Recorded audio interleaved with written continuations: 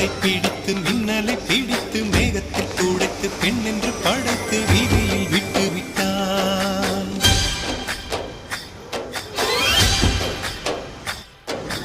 இப்படி இன்னொரு பெண்மையை படைக்க தன்னிடம் கற்பனை தீர்ந்ததை எண்ணித்தான் பிரம்மனும் மூர்ச்சையுற்றான்.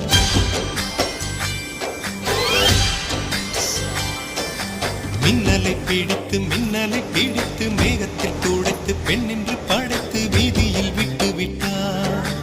இப்படி இன்னொரு பெண்மையை படைக்க தன்னிடம் கற்பனை தீர்ந்ததை எண்ணித்தான் பிரம்மனும் மூர்ச்சையுற்றார். அவளின் நாசிக்குள் நுழைந்த காற்று உயிரை தடவி திரும்பும் போது மோட்சம் அடைந்து ராகங்கள் ஆகின்றதே. மழையின் துளிகள் அவளை நனை